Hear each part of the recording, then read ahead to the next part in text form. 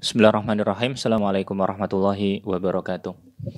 Alhamdulillahirabbil alamin wa bihi nasta'in wa la umurid dunya waddin. Wassalatu wassalamu ala asyrafil anbiya'i wal mursalin sayyidina Muhammadin wa ala alihi wa sahbihi wa man sara ala nahji ila yaumiddin. Amma ba'd. Alhamdulillah atas nikmat yang Allah Subhanahu wa taala karuniakan kepada kita, nikmat yang begitu banyak. Semoga Allah memberikan taufik agar kita menjadi hamba yang bersyukur kepada Allah Subhanahu wa taala. Salawat dan salam kita haturkan kepada Muhammad sallallahu alaihi wasallam, bahwa risalah Islam yang telah menunjukkan kepada kita jalan yang hak, jalan yang terang, jalan yang tidak ada lagi keraguan di dalam jalan tersebut. Dan jalan itu adalah jalannya para sahabat ridwanullah alaihim ajmain. Sehingga kewajiban kita adalah mengikuti jalan tersebut, mencontek jalan tersebut, agar kemudian kita selamat di dunia dan juga di akhirat. Pemirsa yang dirahmati oleh Allah Subhanahu wa taala, majelis kita membahas tentang Daulah Umayyah. Pada pertemuan pertama dan pertemuan kedua sudah kita bahas tentang berdirinya Daulah Abbasiyah. Kita akan membahas pada pertemuan yang ketiga tentang periodisasi, pembagian fase dari Daulah Umayyah, dan juga ciri khas atau karakteristik pada fase yang pertama. Baik, akan langsung kita baca. Bismillah. Qala musannif al-faslu tsani al-usur allati marrat biha ad-daulatil Abbasiyah. Bahasa lainnya periodisasi Daulah Abbasiyah. Fase-fase yang dilewatin oleh Daulah Abbasiyah. Qala musannif Maratid Daulatil Abbasiyah mundu qiyamiha sana alf ithnain wa thalathin hijriyah ila sukutiha sana sittumi'ah sitta wa khamsina hijriyah bi asraini mukhtalifain. Katanya musannif bahwa Daulah Abbasiyah ini sejak berdiri tahun 132 Hijriah hingga runtuh tahun 656 Hijriah itu melewati dua fase. Likulli minhuma khasa'isuhu wa simatuhu wa huma, setiap fase itu kemudian memiliki ciri khas dan juga memiliki karakteristik yang berbeda. Kedua fase tersebut adalah kemudian fase pertama dan juga fase kedua. Fase pertama katanya musannif al-asrul abbasi al-awwal, fase Abbasiyah yang pertama, wa yumathilu asru siyadatil khilafah wa quwwatiha min ithnain wa thalathin ba'dal mi'ah ila sab'a wa arba'in ba'da mi'ataini minal hijrah. Katanya musannif bahwa fase Abbasi yang pertama itu kemudian merupakan penjelmaan, merupakan representasi fase kekuatan dari khilafah Abbasiyah. Fase kekuatannya. Dan hal ini, fase pertama ini dimulai dari berdirinya Daulah Abbasiyah tahun 132 hingga tahun 247 Hijriah. Sehingga bisa dikatakan bahwa fase pertama adalah fase kejayaan, fase keemasan. Kemudian Al-Asrul Abbasi Ats-Tsani, fase yang kedua, Al-Asrul Abbasi Ats-Tsani, wa yabda'u bi nihayati khilafatil mutawakkil sana mi'atain sab'a wa arba'in minal hijrah wa yantahi bi sukuti Baghdad ala aidil Maghul sana sittu mi'ah sitta wa khamsin minal hijrah. Wa fi hadzal asr dha'afatil khilafatul abbasiyatu lidza yutlaqu alaihi ba'dul mu'arrikhin asrul dha'fi. Jadi fase Abbasiyah yang kedua dimulai dari berakhirnya kekuasaannya Mutawakkil ilallah, di mana Mutawakkil kemudian meninggal tahun 247 Hijriah, dan fase kedua ini berakhir dengan jatuhnya Baghdad di tangan Mongol tahun 656 Hijriah. Musannif kemudian menyebutkan bahwa pada fase ini kemudian khilafah Abbasiyah melemah. Karena itu sebagian sejarawan menyebut fase kedua ini dengan fase kelemahan. Karena itu, pembaca yang dirahmati oleh Allah Subhanahu wa taala, menurut penulis buku ini bahwa Abbasiyah melewati dua periode, melewati dua fase. Fase kekuatan, fase kejayaan, fase keemasan, dan yang kedua fase kelemahan. Taib. Kita lanjutkan. Musannif kemudian mengatakan wa fi mayali sanatakalam an kullin min hadainil asraini li ta'aruf ala ahammi khosa'isihima wa simatihima allati tamayyaza biha. Musannif mengatakan bahwa setelah ini kita akan berbicara tentang dua fase untuk lebih mengenal tentang ciri khas yang terpenting, tentang karakteristik terpenting yang kemudian menjadi ciri khas, menjadi hal yang menonjol dari kedua fase tersebut. Idhofatan ila dzalika sanu'arrifu bi ba'dhi khulafa'i daulatil Abbasiyah bi taqdimi tarjamatin mujazatin an kulli wahidin ma'a dzikri ahammil ahdatsil lati marrat bid daulatil Abbasiyah awil ummatil Islamiyah khilali kulli asrin.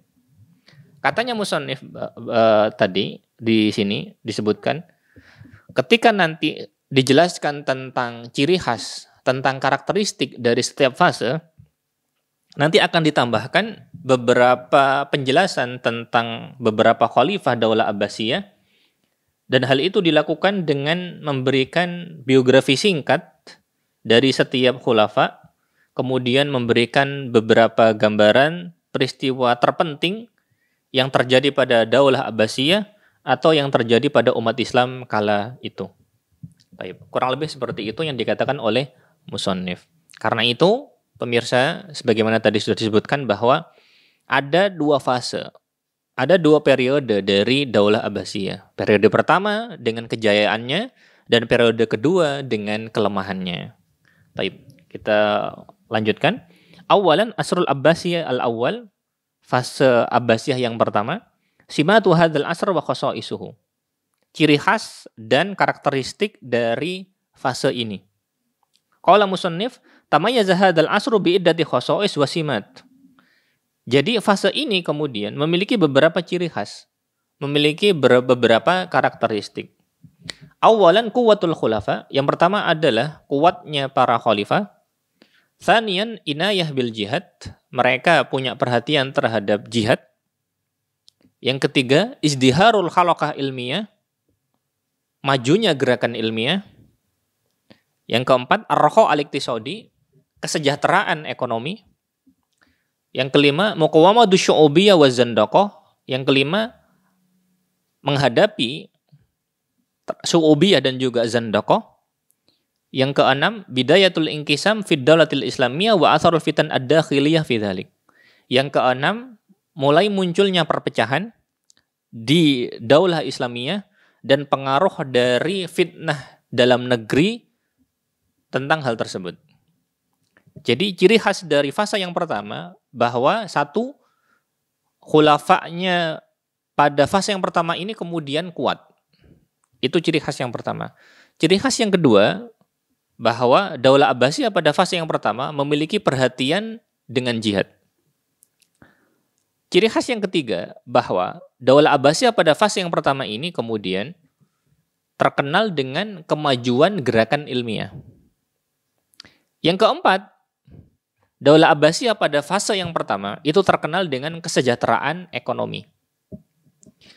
Ciri khas yang kelima kemudian perlawanan terhadap syu'ubiyah dan zandaqah. Nanti akan kita detailkan.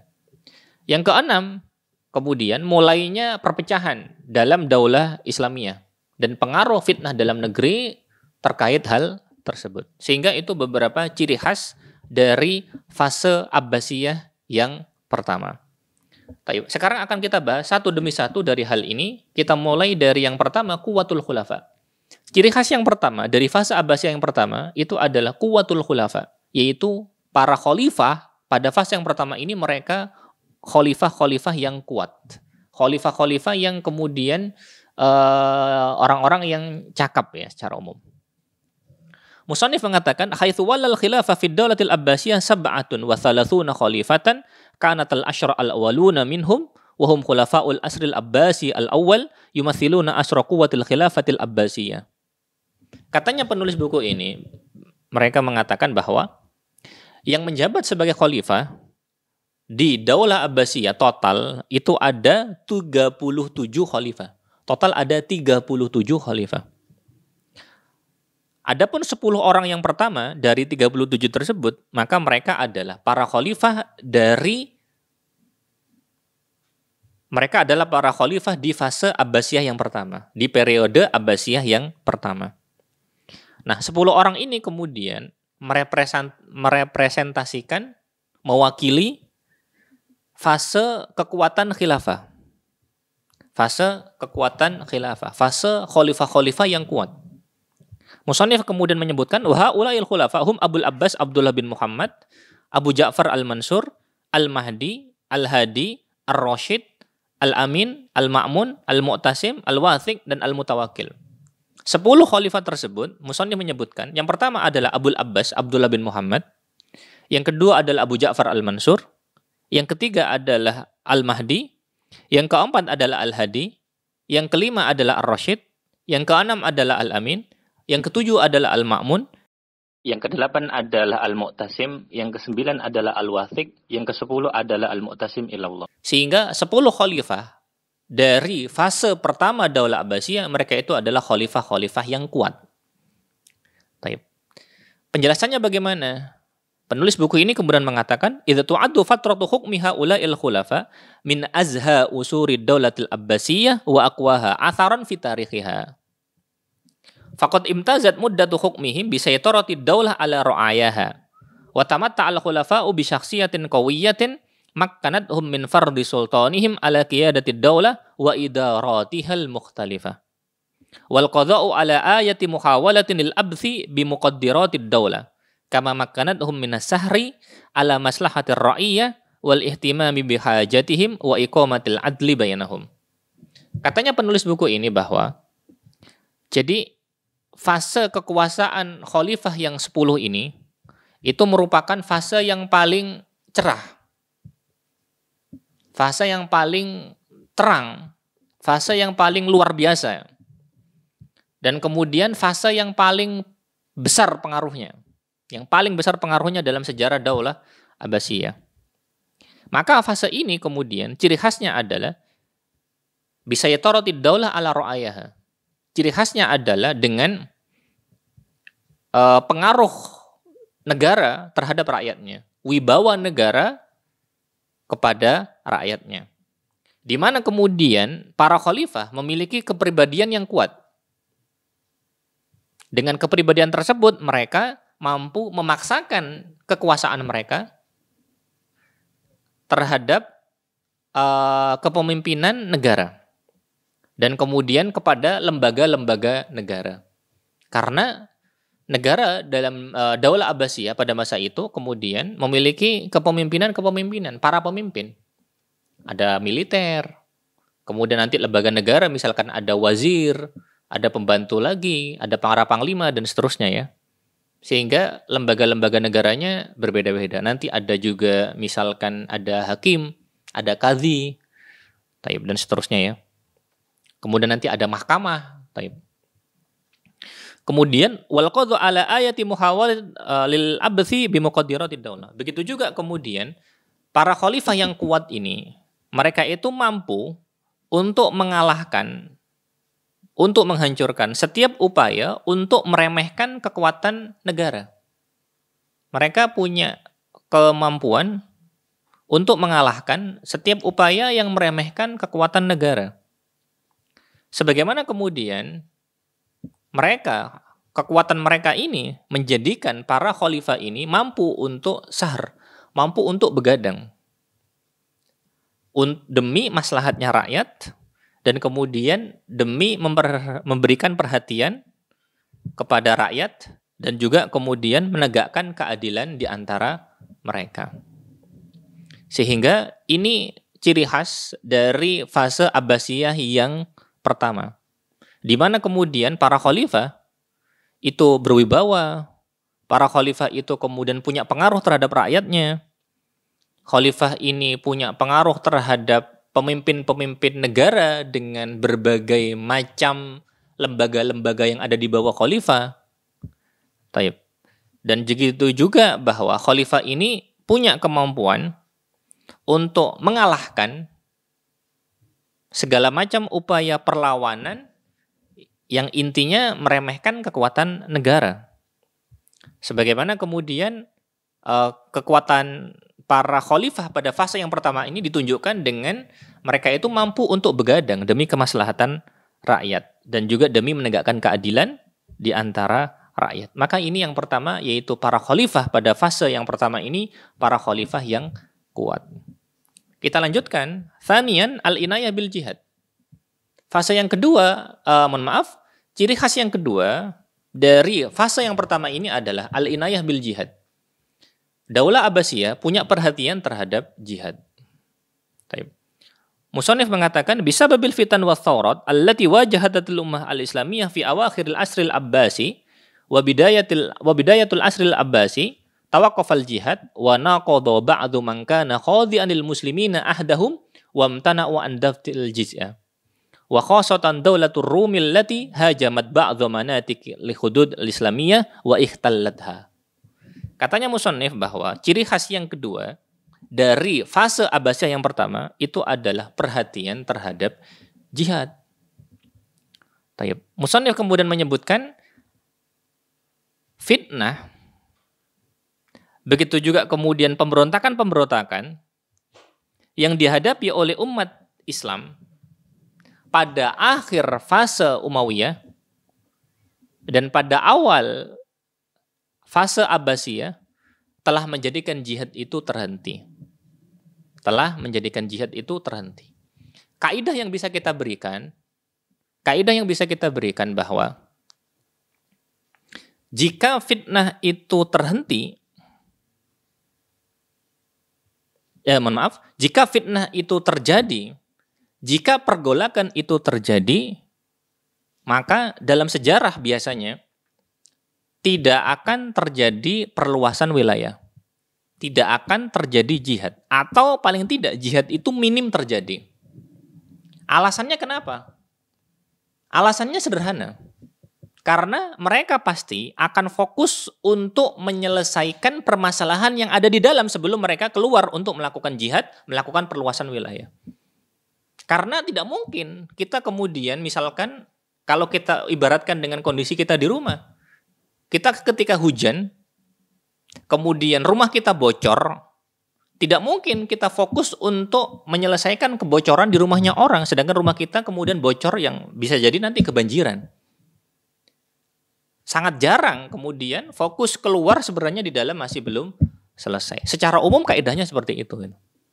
Karena itu, secara umum, umat Islam ketika terjadi fitnah, kemudian jihad itu secara umum terhenti.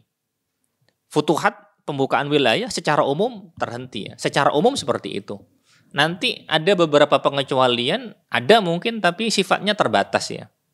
Ada sifatnya mungkin terbatas. Pengecualiannya salah satunya misalkan apa yang dilakukan oleh Usama bin Zaid ketika terjadi fitnah kemurtatan setelah meninggalnya Rasulullah SAW dan awal ketika Abu Bakar menjabat sebagai khalifah, maka Usama bin Zaid nekat, bahasa kasarnya nekat ya. Abu Bakar bersikeras untuk mengirimkan pasukan apapun yang terjadi. Maka hal seperti itu pengecualian ya.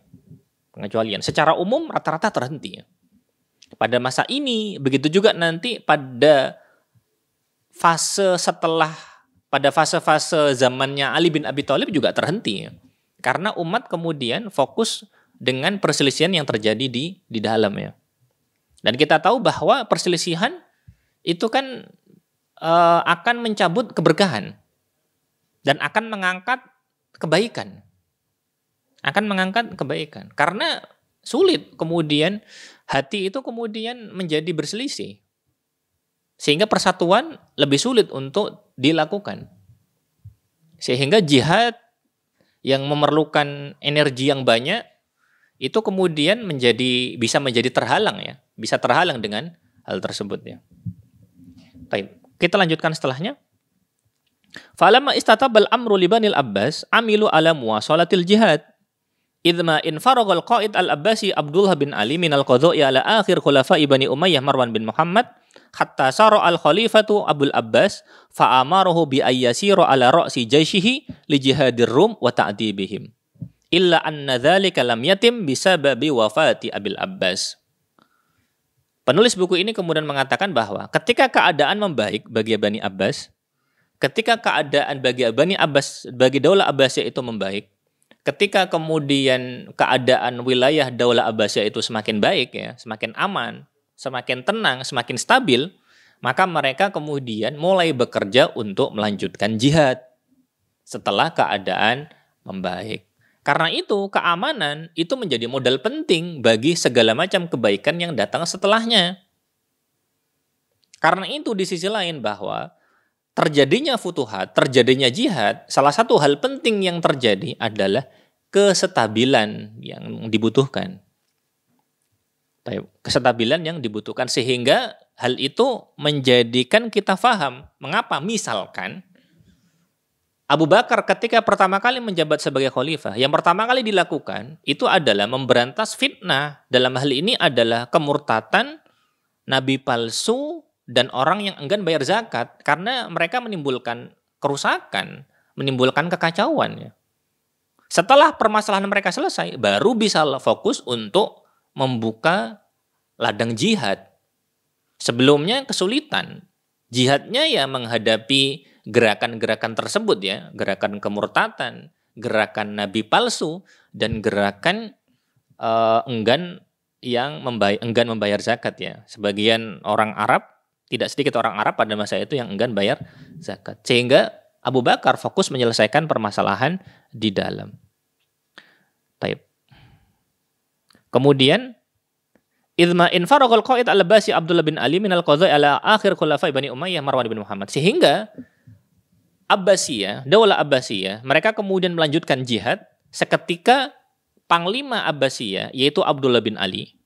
Abdullah bin Ali salah satu panglima tersohor dari Daulah Abbasiyah dan termasuk keluarga kerajaannya, termasuk tokoh kerajaan.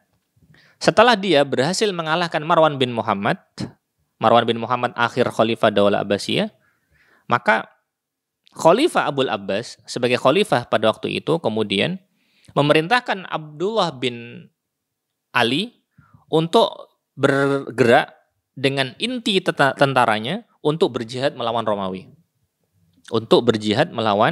Romawi. Namun yang sangat disayangkan illa anna dzalika lam yatim bisababi wafati Abil Abbas. Hal itu belum terlaksana karena Abul Abbas keburu meninggal. Ibrah kita yang bisa kita ambil bahwa kepala negara itu adalah panglima tertinggi dari angkatan perang. Yang mengumumkan perang itu kepala negara. Yang memutuskan perang itu kepala negara. Yang memberhentikan perang itu kepala negara. Yang bermusyawarah, berdialog, melakukan perundingan dengan kerajaan lain, dengan kekuasaan lain, itu juga khalifah atau yang mewakilinya ya. Sehingga memang kita tahu bahwa keputusan tertinggi dari perang atau damai itu kan kembalinya kepada khalifah, keputusan tertingginya. Kemudian musannif mengatakan, walamma alal amru ila Abi Ja'far al-Mansur uniya bi amril jihad wa nadzama hamalatus sawaif wasyawatil jihadiyah. Wa uniya aidan bi taksini thughur wa da'miha bil muqatilin. Baik. Penulis buku ini kemudian menyebutkan ketika khalifah kemudian dipegang oleh Abu Ja'far al-Mansur, maka Abu Ja'far al-Mansur itu punya perhatian terhadap jihad. Yang dia lakukan perhatiannya terhadap jihad, butuh bukti yang bisa disebutkan tentang perhatian dia dalam jihad. Yang pertama adalah yang dilakukan oleh Abu Ja'far al-Mansur, yang pertama adalah mengirimkan ekspedisi namanya Sawaif dan ekspedisi namanya Syawati. Sawaif itu bentuk jamak dari Soifah. Maknanya itu adalah pasukan yang dikirim ketika Soif musim panas. Kebalikannya Syawati jamak dari Syatiyah, yaitu yang dimaksud adalah pasukan yang dikirim ketika syita musim dingin. Jadi pasukan ketika musim panas itu beda, pasukan ketika musim dingin itu beda. Karena mereka kemudian seperti bergantian untuk bisa terus berperang. Dan hal ini nanti faidahnya besar ya. Banyak, faidahnya besar nanti. Kemudian musannif menambahkan, wa uniya aidan bi taksini thughur wa da'miha bil muqatilin. Jadi langkah pertama yang dilakukan oleh Abu Ja'far al-Mansur dalam mendukung jihad, yang pertama adalah menyusun shawaif pasukan ketika musim panas dan menyusun syawati pasukan ketika musim dingin. Ini yang pertama. Yang kedua, yang dilakukan oleh Abu Ja'far al-Mansur adalah membentengi atau menguatkan benteng perbatasan. Membuat benteng atau kemudian menguatkan benteng perbatasan. Lalu kemudian juga wada'miha bil muqatilin dan kemudian membekalinya dengan tentara. Jadi dua hal itu paling tidak yang dilakukan oleh Abu Ja'far al-Mansur. Yang pertama mengirimkan ekspedisi ketika musim panas dan musim dingin. Yang kedua kemudian perhatian untuk membentengi perbatasan dan kemudian membekali daerah perbatasan dengan para pasukan. Sehingga dua hal penting ini yang dilakukan oleh Abu Ja'far al-Mansur. Kemudian musannif mengatakan setelahnya, walam yakun hadha da'am min janibil khulafa da'man madiyan aw ma'nawiyan fakhasiba wa in khulafa idhafatan ila dhalika yakudunal jihada bi anfusihim faqadul juyusa wa harabur ruma wa fatahul buldana wa qami'ul fitan. Penulis buku ini mengatakan bahwa dukungan dari pihak khalifah itu bukan hanya dukungan dari segi materi. Begitu juga bukan hanya dukungannya dari segi non-materi. Segi materi itu misalkan uang, misalkan senjata, misalkan makanan, misalkan perbekalan, misalkan jalan, dan seterusnya. Bukan hanya itu. Begitu juga bukan hanya kemudian sifatnya non-materi. Non-materi misalkan nasihat, penjelasan taktik, kemudian motivasi, dan seterusnya ya. Bukan hanya itu perhatiannya khalifah. Tetapi kemudian, selain dari hal tersebut, khalifah itu juga terkadang memimpin sendiri, memimpin langsung jihad. Sehingga mereka memimpin pasukan, mereka kemudian memerangi Romawi, mereka kemudian berhasil menaklukkan sebagian negeri, dan mereka kemudian berhasil memadamkan sebagian dari fitnah dipimpin langsung oleh sebagian khalifah. Kemudian musannif mengatakan wa mata ba'du khulafa'i hadzal asr fi tariqihim lil jihad kama huwal hal binisbah lirasyid wal mahdi wal ma'mun rahimahumullah. Sehingga bukti bahwa mereka sebagian dari khalifah itu kemudian ikut serta dalam jihad. Salah satu buktinya bahwa sebagian dari khalifah pada fase yang pertama ini, mereka itu meninggal dalam perjalanan mereka untuk jihad. Sebagaimana yang terjadi pada Harun ar-Rasyid. Karena dia kalau tidak salah meninggal itu ketika perjalanan untuk memberantas salah satu pemberontakan di daerah Asia Tengah sekarang kalau tidak salah ya. Jadi nanti meninggalnya di kota Tus ya. Begitu juga nanti Mahdi, saya lupa kalau apakah kemudian melawan Romawi atau kemudian memadamkan pemberontakan. Wal Ma'mun, begitu juga Ma'mun. Ma'mun kalau nggak salah meninggalnya di wilayah Turki sekarang ya. Berarti pada waktu itu ada rencana untuk berperang melawan Romawi kalau tidak salah ya. Wallahu a'lam bishawab. Sehingga bukti perhatian mereka terkadang sebagian khalifah itu kemudian memimpin langsung pasukannya. Dan tentu saja ini keutamaan yang agung. Dan hal ini kemudian mirip seperti yang dilakukan oleh Daulah Abbasiyah. Kadang-kadang kemudian dipimpin oleh khalifah langsung. Misalkan nanti ada cerita bagaimana Muawiyah berperang, bagaimana kemudian cerita pada masa Daulah Umayyah bagaimana Khalifah Abdul Malik bin Marwan juga berperang. Begitu juga nanti kadang-kadang yang memimpin itu bukan khalifah. Kadang-kadang nanti anaknya, kadang itu saudaranya, saudara kandung kadang mungkin. Atau yang kita ingat nanti ada beberapa saudara tiri ya yang dikirimkan untuk memimpin jihad ya. Taib. Sebagaimana juga Rasulullah Shallallahu Alaihi Wasallam teladan yang mulia, Rasulullah itu memimpin sendiri. Kalau Rasulullah memimpin sendiri kita tahu perangnya disebut Ghazwa. Kalau kemudian Rasulullah mengirimkan utusan maka disebut Sariyah. Beberapa sahabat penting misalkan menjadi panglima dari Sariyah. Taib. Termasuk juga keluarganya Rasulullah, Ahlul Bait, seperti Ja'far. Kita tahu Ja'far terbunuh dalam perang Mu'tah. Begitu juga misalkan salah satu dari orang dekat Rasulullah Shallallahu Alaihi Wasallam, salah satunya adalah Zaid bin Harithah ya, yang terbunuh di Mu'tah, juga bahkan sebelumnya Ja'far ya. Sebelumnya Ja'far ya, yang terbunuh di Mu'tah. Begitu juga nanti Usama bin Zaid yang dikirimkan oleh Rasulullah ke wilayah sekitar Yordania sekarang ya. Meskipun Rasulullah Shallallahu Alaihi Wasallam kemudian tidak mendapati karena Rasulullah keburu meninggalnya sebelum ekspedisi ini dikirimkan. Allahu a'lam bishawab. Kita lanjutkan. Kaitannya dengan jihad di sisi lain, Musannif mengatakan walaqad kana min abrozi nata'ijil inayah bil jihad. Musannif penulis buku ini kemudian menambahkan pembahasan tentang beberapa hasil dari perhatian terhadap jihad ini. Beberapa contoh hasil dari perhatian terhadap jihad ini. Baik, kita baca.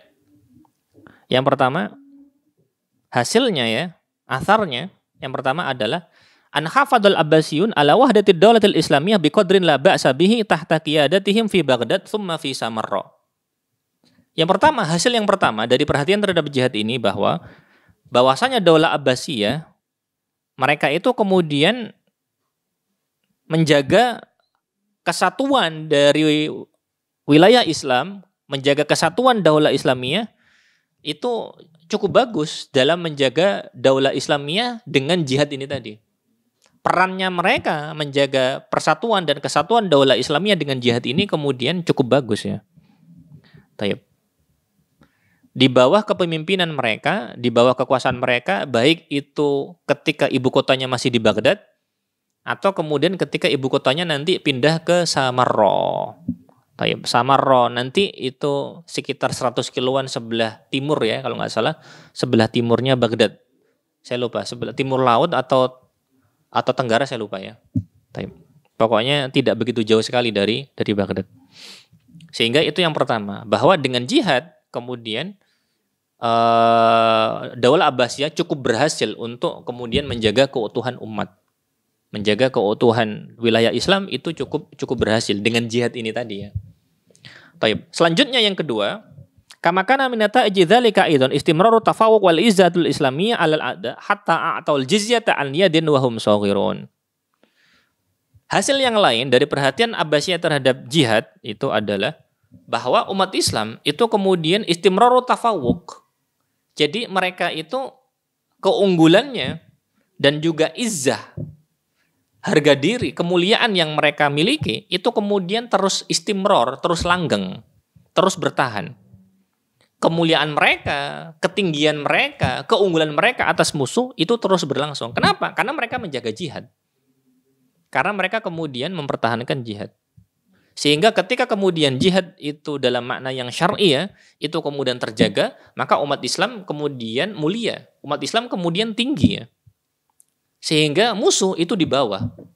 Sehingga kemudian sampai hasilnya kita tahu bahwa hatta a'tal jizyata an yadin wa hum shaghirun. Sehingga kemudian orang-orang kafir itu membayar jizyah dari setiap tangan dan mereka kemudian terkerdil ya, hina ketika mereka membayar jihad. Membayar jizyah. Jizyah adalah semacam pungutan yang dibebankan oleh pemerintah Islam kepada orang kafir di bawah kekuasaan Islam. Sekali lagi, jizyah itu semacam pungutan yang dibebankan kepada orang kafir yang tunduk di bawah kekuasaan Islam. Jadi mereka bayar jizyah. Orang yang bayar jizyah kemudian enak. Misalkan mereka tidak wajib untuk jihad ketika pemerintah mewajibkan jihad, misalkan mereka terbebaskan. Kenapa? Udah bayar. Sebagai ganti perlindungannya maka mereka bayar. Jizyah ini insya Allah tidak sepele ya. Hitungannya kalau nggak salah per tahun. Semoga saya tidak keliru.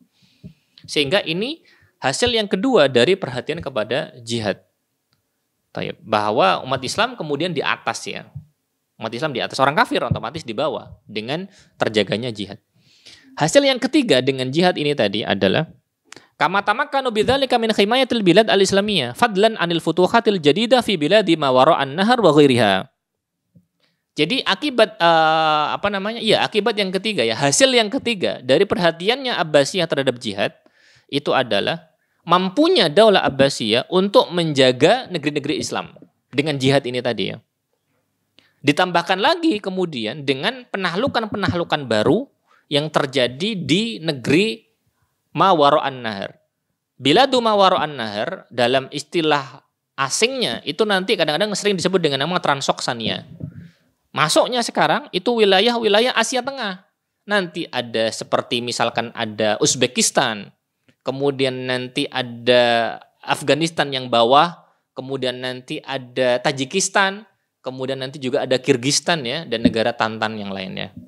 Itu Bilad Mawaro'an Nahar, negeri di belakang sungai, istilahnya itu tadi. Baik, itu 3 hasil dari perhatiannya Abbasiyah terhadap jihad. Baik. Kemudian kita lanjutkan.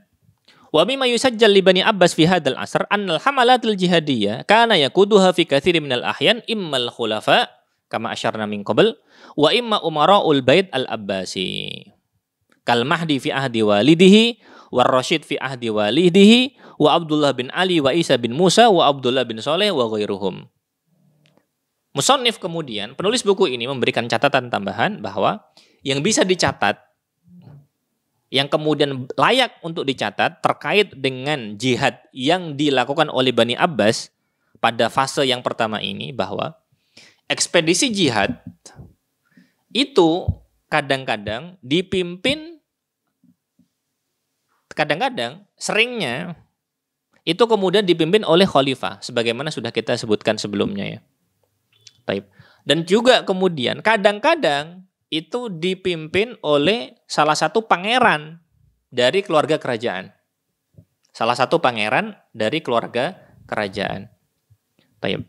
Sebagaimana misalkan Mahdi pada masa ayahnya, yaitu Al-Hadi ya. Mahdi pada masanya Al-Mansur, mohon maaf. War Rashid fi ahdi walidihi, begitu juga Rashid pada masa bapaknya ya, Al-Mahdi insyaallah. Wa Abdullah bin Ali, begitu juga Abdullah bin Ali, begitu juga Isa bin Musa, dan juga masanya Abdullah, dan juga kemudian misalkan contohnya Abdullah bin Saleh. Jadi mereka ketika masih menjadi pangeran, belum jadi, dan mereka keluarga kerajaan ya, mereka kemudian yang ditunjuk untuk menjadi panglima-panglima pasukan. Tayyib. Wala yakhfa atharu dzalika fi raf'i ma'nawiyatil mujahidin indama yarawna khalifatahum wa kibaru ahli baitihi yakudunahum fi mayadinil jihad. Dan kita tahu ya, tidak tertutup lagi ya, jelas maksudnya pengaruhnya ketika pemimpinnya itu adalah khalifah langsung, atau ketika pemimpinnya itu paling tidak pangeran dari keluarga kerajaan, maka hal itu akan raf'u ma'nawiyat, akan meningkatkan semangat juang dari para mujahidin. Jelas itu. Ketika kemudian mereka melihat langsung dengan mata kepala mereka sendiri bahwa kemudian yang memimpin mereka adalah khalifah, jelas mereka akan lebih semangat. Begitu juga kalau misalkan khalifah nggak bisa berangkat karena sesuatu dan lain hal, ketika jelas yang berangkat itu adalah pembesar kerajaan, pembesar keluarga kerajaan yang memimpin mereka di medan jihad, maka hal itu juga akan mengangkat semangat mereka. Wallahu ta'ala a'lam bissawab. Baik, sehingga kurang lebih itu jamaah yang dirahmati oleh Allah Subhanahu wa taala, pemirsa yang dirahmati oleh Allah Subhanahu wa taala, kita sudah membahas tentang periodisasi Daulah Abbasiyah dan juga beberapa ciri khas dari periode Abbasiyah yang pertama. Kurang lebihnya seperti itu. Kurang dan lebihnya mohon maaf. Subhanakallahumma wa bihamdika asyhadu an la ilaha illa anta astaghfiruka wa atubu ilaik. Assalamualaikum warahmatullahi wabarakatuh.